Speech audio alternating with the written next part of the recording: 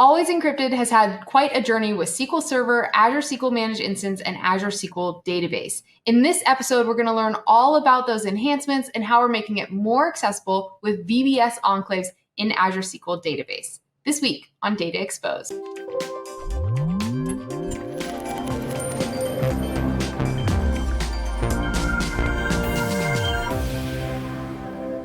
Hi, I'm Anna Hoffman, and welcome to this episode of Data Exposed. Today, I have Pieter joining us again. Welcome, Pieter, back to Data Exposed. You've been on before for SQL Ledger. We're having you back on for an exciting other topic. But before we get into it, Pieter, can you tell us a little bit about what you and your team do? Yes, sure. Hi, Anna. Yeah, my name is Pieter. I'm a program manager in the data platform security team. So that's our team manages all the security features in Azure SQL Managed Instance and SQL Server. And yeah, like you said, I'm the PM for Ledger and also Always Encrypted. Awesome, cool. These are two pretty hot topics. Today we're going to be talking about Always Encrypted with VBS enclaves in Azure SQL Database, something that is in public preview today at the time of this recording. Really exciting. But Pieter, I just have to ask you, before we get into VBS enclaves, which I have no idea what that is, can you back up and tell us all about Always Encrypted and kind of the history of that with Azure SQL or the SQL Server? Yeah, sure. Of course. So what was our motivation? We wanted to enable our customers to confidentially store their most sensitive data in the cloud. We had TDE, we had TLS, but that didn't really protect the data that was in use, right? So we wanted to protect the sensitive data from high privileged users, but yet unauthorized users. To give you an example, in my previous life, I was a DBA or a consultant. I came to my customers and I could literally see all the sensitive information. So back then, we didn't have any functionality or feature that supported that. On top of that, we also wanted to have that the query processing was still possible without exposing the data to the administrators. So back in the old days, when we released SQL Server 2016, we introduced Always Encrypted. That was our first version. It is also available in Azure SQL DB, Managed Instance, and now even also in Cosmos DB. And what we're doing, so it's really client-side encryption, which means that the client application is considered trusted, and everything outside the application is considered as non-trusted. Yeah, and it's really the client driver that is going to encrypt and decrypt the data and send it in ciphertext over the database engine. So with that version, the first version of Always Encrypted, you got really strong encryption, but unfortunately you were quite limited when you wanted to do some computation on encrypted columns. The only problem or the only thing that you could do is, for example, in a where clause on an encrypted column, you could only use equality, for example, which was not allowed. Right. So, yeah, you had a good encryption, but you lose a lot of functionality. So we came up with a newer version of Always Encrypted, which is what we call Always Encrypted with secure enclaves. Yeah, and what we're doing, the database engine is going to delegate operations on encrypted data to an enclave. And an enclave, I'll explain it immediately in the next slide, but you should see it as a black box where nobody actually has access to, where the engine can then safely decrypt and process the data inside that specific enclave. So we're doing computation then not on encrypted information anymore, but on plain text. Which means if we use secure enclaves, now we have much more flexibility, right? We could run confidential rich queries. We could use larger than, smaller than in the where clause. We can use we can do sorting, and we can even create non-clustered index on an encrypted column. So we get much, much more flexibility here. On top of that, by using these enclaves, we can also do in-place encryption, which means for the initial encryption of a specific column, when we used the first version, we had to extract all the data to the client side, do the encryption, and then push it back inside the database. Now with enclaves, it's not necessary. You can just use that. We can just use the enclave to do the initial data encryption. Same for key rotation. We don't need to move the data outside of the database anymore. So Nice. yeah, that was what we wanted to have, and we wanted to give much more flexibility to our customers. Now, you're probably wondering, what is that enclave exactly? Well, it's an isolated region of memory where literally no process, no human being, nobody has access to. So it's really, really a black box. That is considered fully trusted.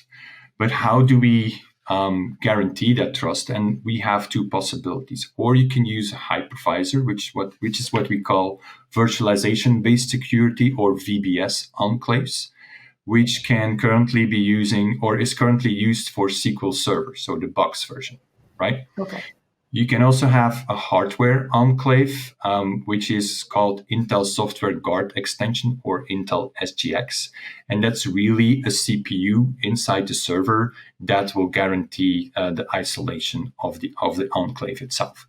And that is something that Intel SGX that we're currently using in Azure SQL Database, right? So if you want to use enclaves, you have to use Intel SGX. So our customers, they will need to create a specific hardware configuration for that. And that's what we call the DC series. And when you do that, under the hood, we're going to configure a virtual machine with that specific CPU inside, right? Which means you can use the enclave, but as you can see here on my screen, we have quite some limitations with that DC series. So for example, you can go up to maximum 8 vCores.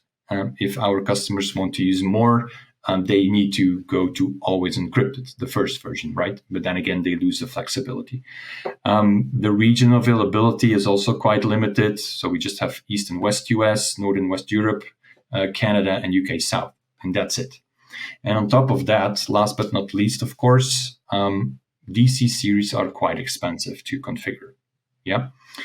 Now, Anna, what we did to address all these problems, we've created a new version of Always Encrypted, which is Always Encrypted with VBS enclaves. So it's software instead of hardware. And that is currently in public preview. So customers, they can start and trying it out. Okay, Now, gotcha. So then if I was using this, if it's using VBS, again, I'm still kind of new to this, do I need a different hardware for that, or how does that work? No. And that's the whole point of VBS enclaves. And let me compare the two, right? So for SGX, you had to use a specific hardware, the DC series. VBS enclaves, you don't need to have any specific hardware at all. So there's no hardware dependency, which means if you look at it, the purchasing model, in SGX, we only support vCore. With VBS enclaves, you can go with DTU and vCores. We also support serverless. The limitation that we have for the 8 physical vCores in SGX is also gone. You can go up to 128 vCores if you want. It is available already in public preview in all the Azure regions, so there are no region limitations at all. And it still protects you from the data. So it still protects you from ROC, customers, DBAs, whatever. It is the same encryption technology that we're using. It's just a different version of the enclave that we have. Yeah. Now, the only difference that we see is that so it protects you from attacks from originating from the guest operating system, like ROC cloud operators, malware, but VBS enclaves does not protect you from the host OS compared to SGX. What does that mean is that if you do not trust Microsoft, then you still need to go with SGX enclaves and not VBS enclaves. Right? Gotcha. Wow, this is really cool. I had no idea. I mean, like, this basically opens it up to any customer of Azure SQL Database pretty much, because it's available in all the different tiers. I'm guessing is there an additional cost associated with this? No, it's completely for free. Even when we will go GA with this, the security feature is completely for free. You just configure a normal general purpose database, for example. You switch VBS enclaves on, and you're good to go. No extra cost. Awesome. That is awesome. Okay, so you're kind of getting to what I was going to ask next is how do I set this up and what else should I know as I get started? Maybe one last thing on this, Anna, if I may. We're also investigating to improve the SGX enclave. And yeah, but stay tuned for that in a few months. We're also going to have an update on SGX as well. But yeah, good question. How do you get started with this?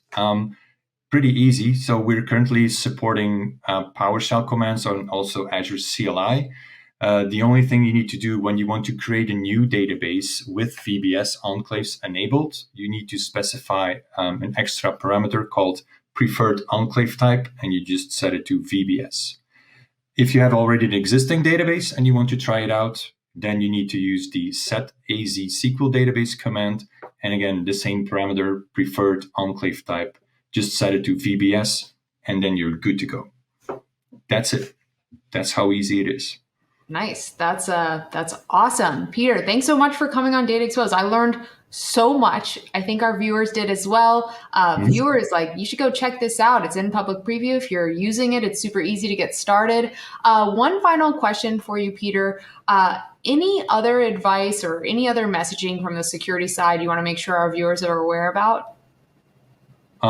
Yeah, no, just try it out, I would say. And if you have any problems or if you have feedback for us, just let me know.